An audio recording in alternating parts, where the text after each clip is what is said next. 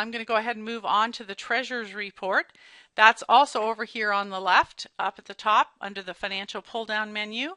And it's the third one down here. It's called Treasurer's Report.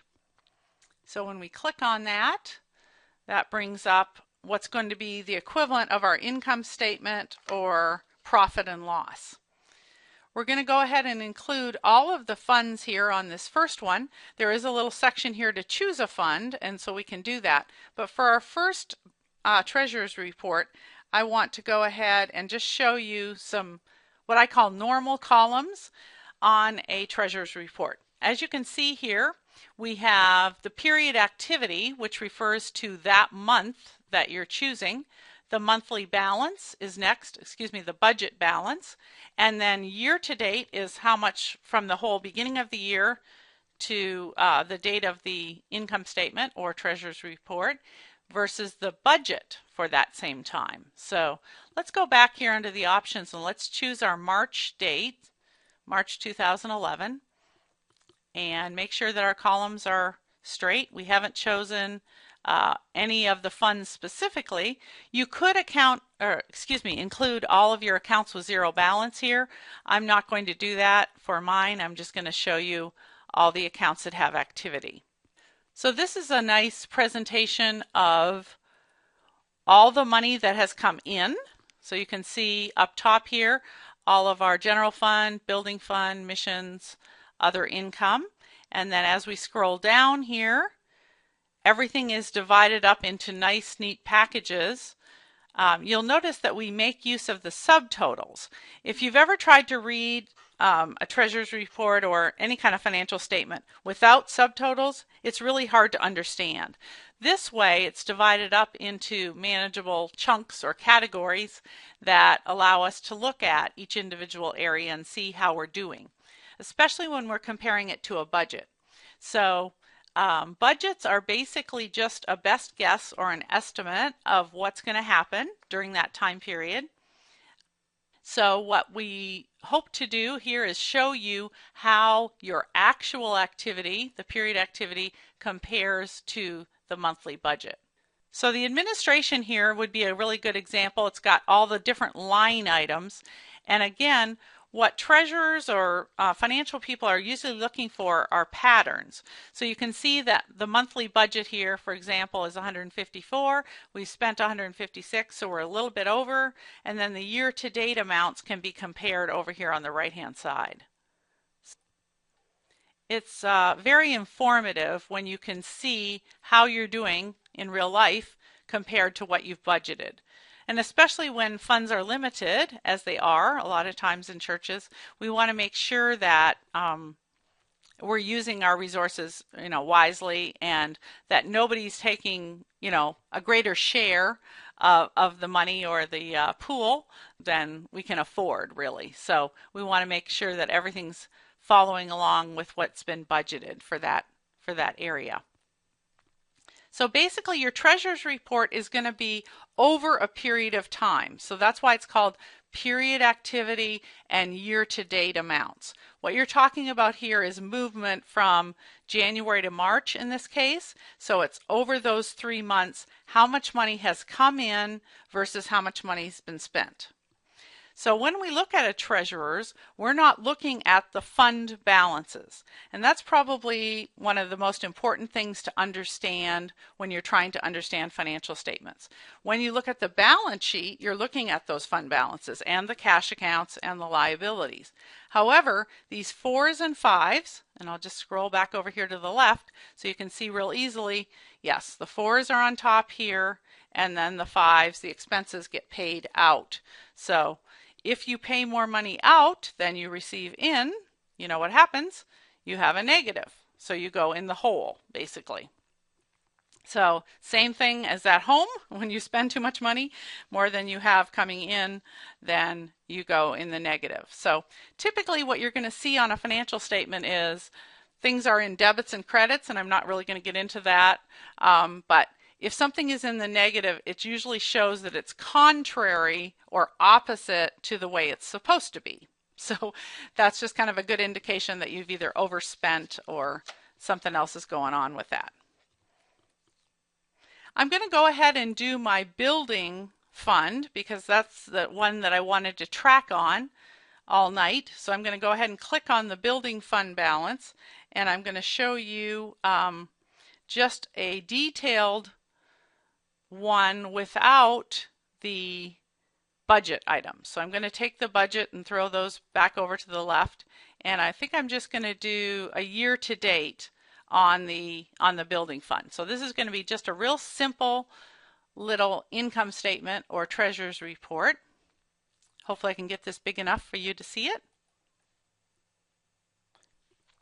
So here you can see in the building fund contributions, we've only received $12,000 in the 3-month period, and yet we spent $15,000. So we've got a negative. In other words, we spent more than we brought in. So typically, in a nutshell, your treasurer's report is just going to compare the total money coming in compared to what you've spent. So this is the balance. In this case, it's a negative. Now, how does that relate to the fund activity report? That flows right into the next type of report that we want to talk about. So if you can all remember, just kind of keep it in the back of your mind, $12,000 came in for the first quarter, $15,000 went out, so we have just about a $3,000 negative. So let's go ahead and look at our fund activity report, and hopefully you'll see the correlation even all the way back to the balance sheet of how that fund changed. So we're going to go up here in the left-hand corner again, fund activity report, and we're going to take a look at a detailed fund activity. We're going to specify that we just want to see that building fund that we looked at. So I'm going to deselect all the different types of funds we could use and pop that over to the right, building fund. And let me make sure that I did it for March. That's usually what I goof up on. Yep, I forgot. Let me go back here with a little calendar and do it as of March 31st. Because unless you compare comparable time frames or dates, it's not going to make sense. So we want to make sure we're comparing apples with apples. So we're doing this for 3/31. And let's take a look at our fund activity report. So you can see at the beginning of the year, and I did point this out on the balance sheet, hopefully you remember that, $33,000. Remember it started with 33.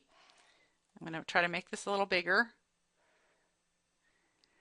We received $12,000 in, remember, from our treasurer's report, and then we spent $15,000, and so we have a decrease of just about that $3,000, $2,900, and we're from 33 all the way down to 30,000.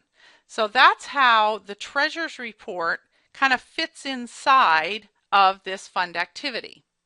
Kind of similar to a profit and loss statement if you're in business and that shareholders' equity goes up and down based on the profit of the company. So this is our version of basically a shareholders' equity type statement.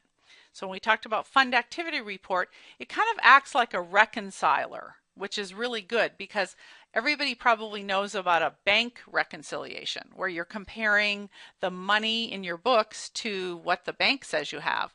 But this is a fund reconciliation. So it shows us at the beginning of the period or year, in this case, where we were, 33,000, and then take off, bring in 12, spend out 15, and we're left with the 30,000. This report is really very helpful. It can be shown in its detailed version right here, as you see, or it can be a consolidated format. So let's go ahead and look at it based on what we're calling the consolidated fund activity report. Again, choose our March 31st date. This time I'm going to go back to the fund area and I'm going to select all the funds. So I want all my funds to be on my consolidated fund activity report. So you should be able to see over here under the selected accounts, they're all showing up. I'm going to go ahead and hit on print down here at the bottom, and we'll take a look at the March 31st consolidated report. This is really a meaningful report. Love these columns. I'll read them out to you just in case you can't see them.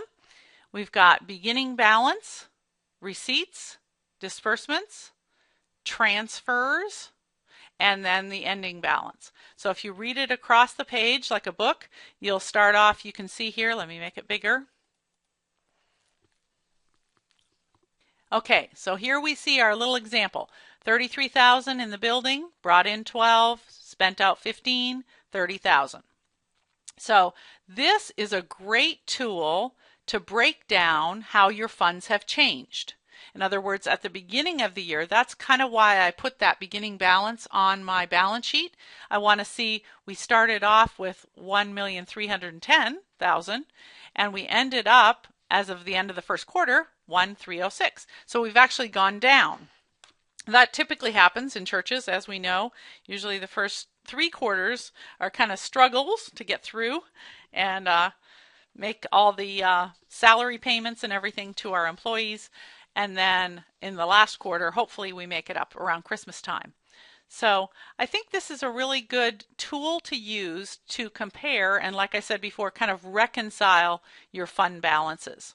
One of the other interesting things about this transfer column, and I just want to mention that here, these are, in the old days in our old financial program, we used to have what was called transfers, and that was it. We didn't include journal entries on this. If you're doing transfers between different funds, you'll see that this should really total to 0, because what you're taking out of one fund goes into another. So for example here, the education building fund balance, $9,000, was transferred out and put into equity in the net fixed asset fund balance. So it goes out of one fund and into another.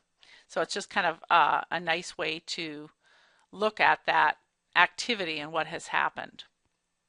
So hopefully you're beginning to see how the statements tie together. We can definitely compare the receipts column here and disbursements with what's on our treasurer's report, because that's income and expenses, basically. The other thing that we can do on a balance sheet is compare where we were at the beginning of the year. If we looked again, 1,310, 695, I'm going to bring up that balance sheet again and show you that, and then 1,306 at the end of the first quarter.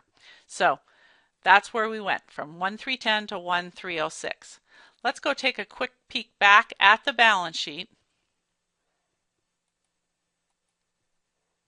And I'm just going to make sure that you understand.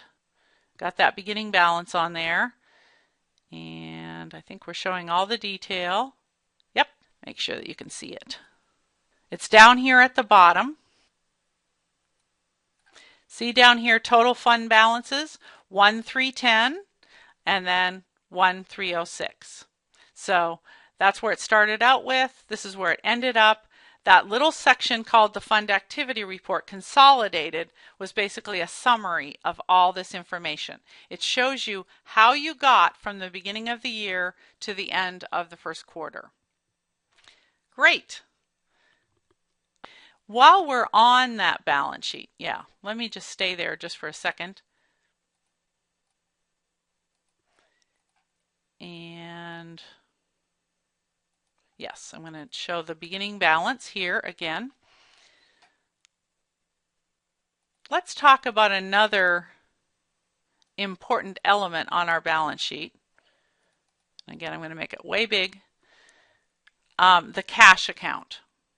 So right up top here, you can see that we have individual assets, which are identified by checking accounts, savings accounts, whatever they are.